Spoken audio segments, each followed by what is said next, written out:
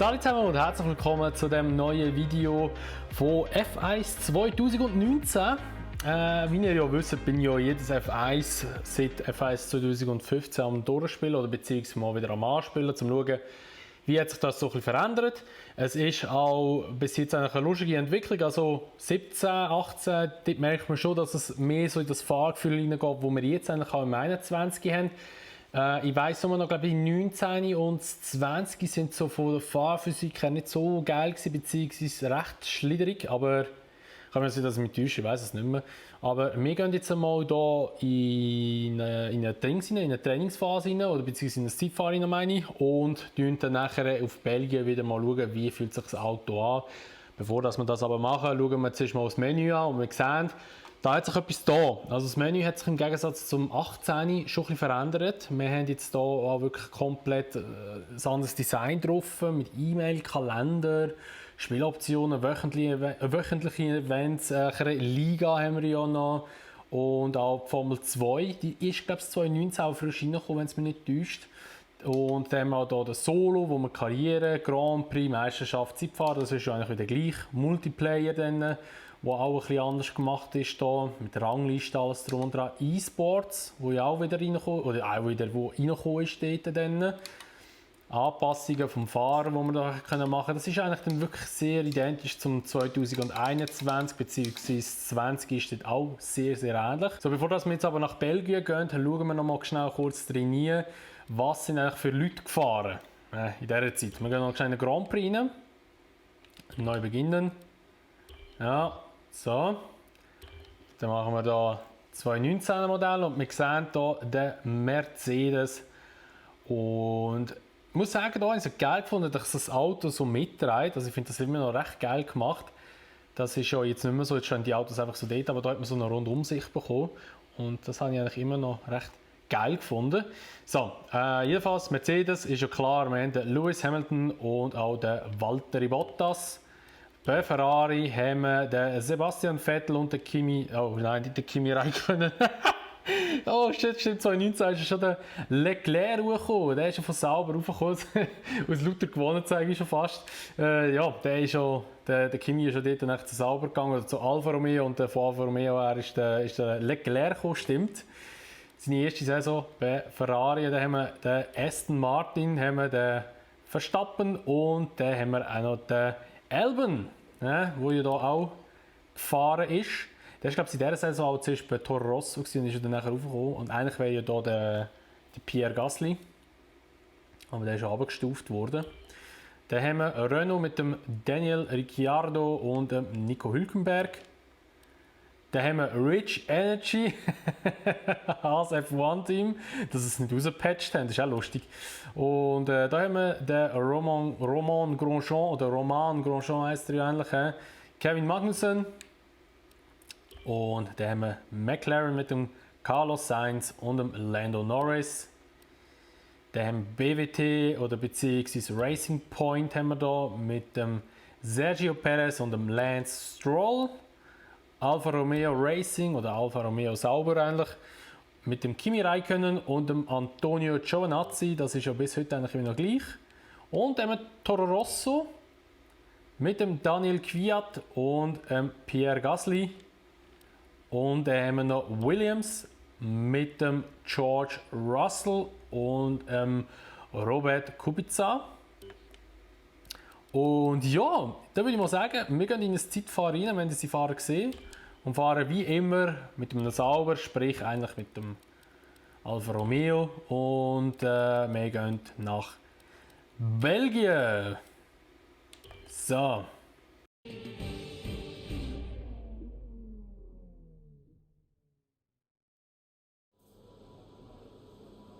Gut, also, ich muss ehrlich sagen, 2019 war jetzt so ein Game, das ich ehrlich gesagt nicht so oft gespielt habe. Wir gehen jetzt wieder auf die Vorstellungen 4. Ich habe das nicht so oft gegamet, das weiß ich noch. Darum bin ich gespannt, wie so die Basic-Einstellungen sind. Wir fetzen es einfach mal raus und schauen mal, wie es ist, so das Game.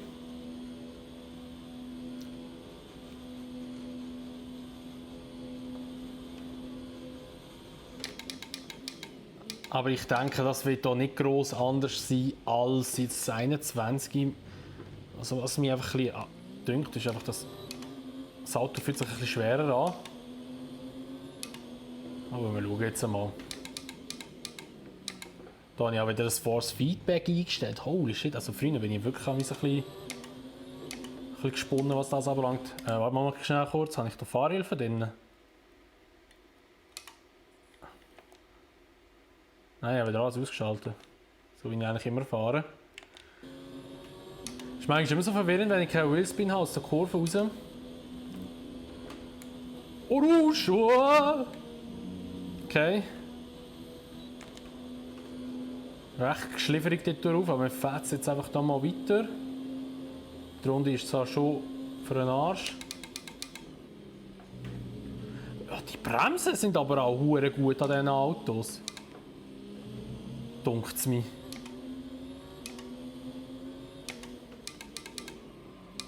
Motorsound ist ein bisschen anders, dunkt's mir, als jetzt.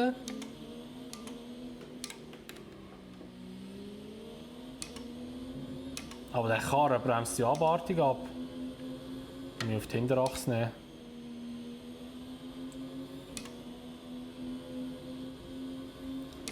Aber fühlt sich geil an. Also, mir dunkt's, ich weiß nicht, mir dunkt's vielleicht ein bisschen mehr Grip. Aber es ist halt immer ein bisschen eine Frage vom Setup natürlich.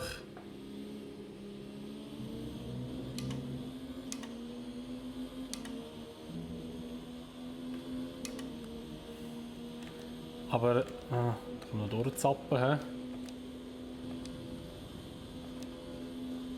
Das ist schon immer die beste Perspektive. Oh Gott.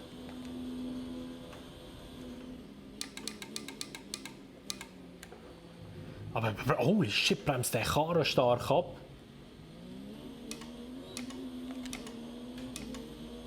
Und irgendwie gefühlt gar kein Wheelspin mit dem. Wir fahren jetzt mal schnell eine Runde. Jetzt habe ich ein bisschen spät gebremst.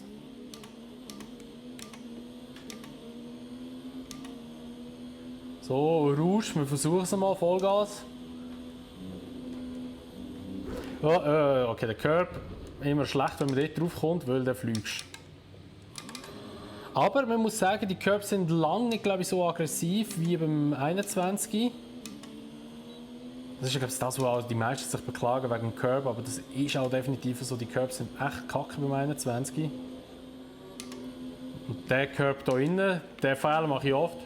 Nein, oh was? Gar nicht? Oh mein Gott! Hey, das ist schon krass. Also im 21 würdest du die wegdrehen dort drauf. Wenn du auf den Curb fährst und Gas gibst, dann spinnst du die meistens weg. Aber jetzt gar nicht. Heftig. Das ist schon ein mega Unterschied. Ja, ist schon krass. Also das Force Feedback habe ich einfach wieder zu fest eingestellt, weil es ist wieder einfach sehr anstrengend, hier zu lenken. Gefühlt ohne Servo unterwegs, obwohl das die heutigen Formel 1 Autos Servos haben.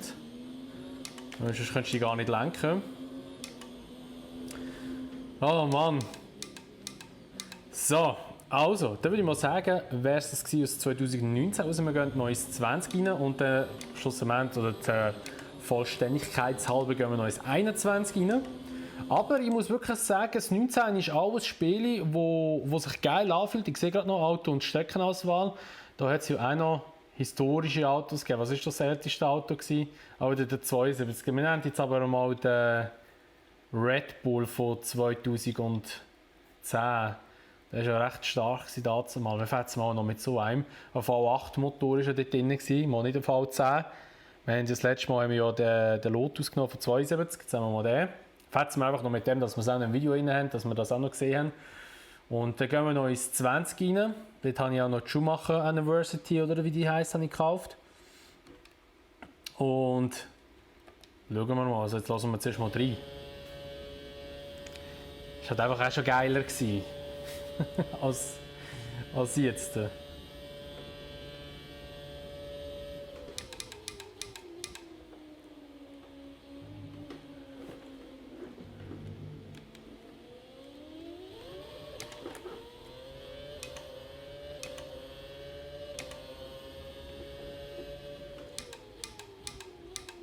Holy shit, aber die Bremsen sind auch so stark. Strecke verlassen, okay.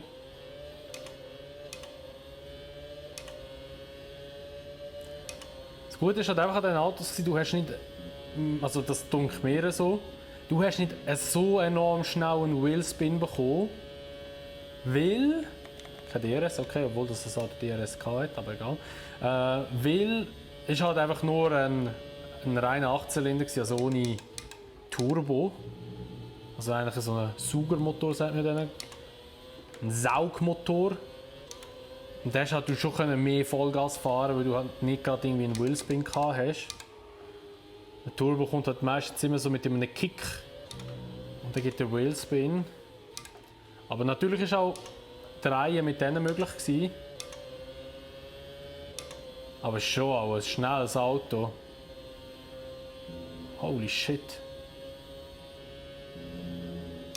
Und hat noch 7 Gänge. Okay, da wird der Anzeige 3. Gang, aber das ist viel zu langsam.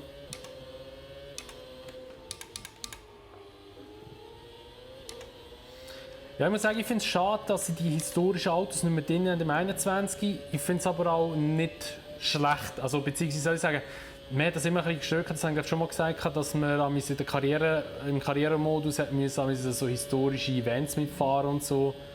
Es war nice to have und es war halt einfach ein Gimmick, aber es hat mich auch verdammt genervt. Weil ich bin meistens einfach immer gerade das nächste Rennen fahren und das ist auch heute immer noch so. Wow! Ja, der 2. Gang ist schon recht bissig, der Wagen, aber er tut gut. Aber eben, auf einen Teil finde ich es schade, dass sie es rausgenommen haben, auf den anderen Teil finde ich es auch okay, dass sie es rausgenommen haben. Also ich traue denen nicht hinten nachher, definitiv nicht. So, also das war es mit dieser Folge von F1 2019. Wir sehen uns dann wieder im 20, wenn ihr Bock habt. Und ich muss wirklich sagen, es ist schon sehr ähnlich wie das 21, einfach wesentlich mehr Grips auf den Körper oben. Aber das war auch klar gewesen. Und ja, dann würde ich sagen, wir sehen uns im nächsten Video wieder. Merci vielmals, dass ihr zugeschaut habt. Vergesst nicht, das Video zu bewerten. Abo lassen, wenn ihr es noch nicht gemacht habt und das Video teilen, würde mich auch sehr freuen. Und dann sehen wir uns, wie gesagt, im nächsten Video wieder. Und bis dahin sagen wir, macht's gut, schönes Tag noch und ciao.